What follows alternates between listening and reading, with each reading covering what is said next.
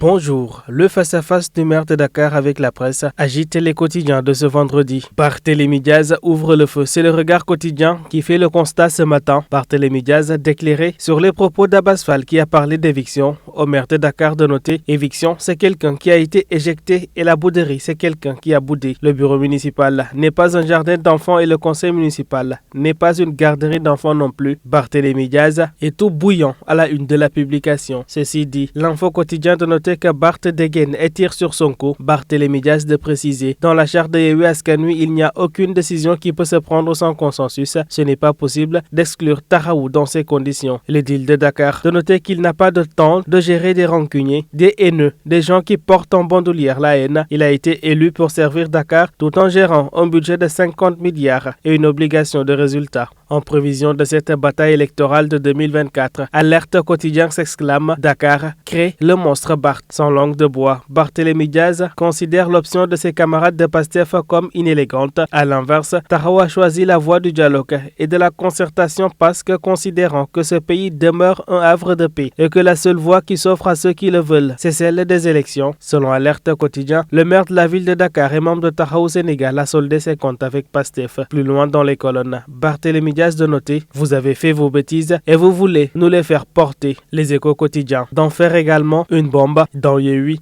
il y a les uns, les autres et les etc. De noter qu'ils ont vécu la même situation dans la dignité, la sérénité et la lucidité. Le combat est enclenché, poursuit Rewmi quotidien qui affiche le leader de Pastef les Patriotes Ousmane Sonko placé en détention, son parti dissous, ses proches arrêtés, sa candidature empêchée. Ce que constatent nos confrères, c'est en tout cas qu'Ousmane Sonko est au tapis. Ousmane Sonko justement, du haut de la tribune quotidien est en compagnie de Khalifa Sall. La publication de noter que Khalifa Sall utilise Sonko et l'envoie à la guillotine. Barthélémy Diaz de qualifier de torchon le communiqué de Yewwi Askan Wi. À la face des critiques quotidiens, la marche Khalifa Sall sur le départ pour la présidentielle de 2024. Empêché de participer à la dernière élection présidentielle suite à sa condamnation dans le dossier de la caisse d'avance de la mairie de Dakar, Sall rêve cette fois d'accomplir son rêve de briguer un suffrage des Sénégalais. Seulement, Critique quotidien s'interroge, la marche n'est-elle pas haute pour Khalifa Sall? Seul l'avenir nous en dira. En attendant, le peuple quotidien s'intéresse au parti au pouvoir. Benno Bokk Yakaar est son candidat pour cette présidentielle. En première page,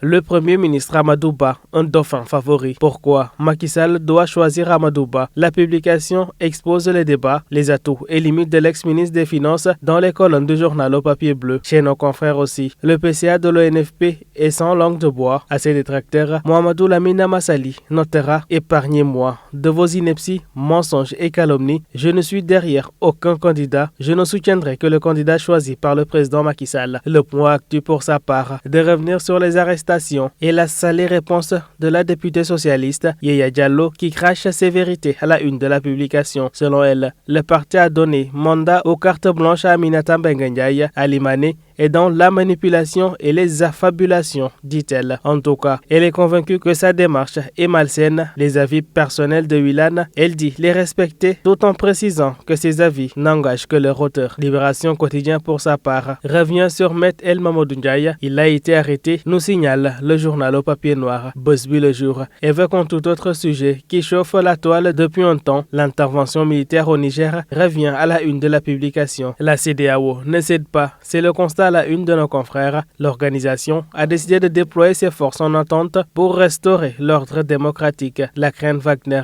l'inquiétude des djihadistes, le Burkina et le Mali sont avertis, dixit la publication. Ainsi va donc la presse du jour. À toutes et à tous, une bonne lecture.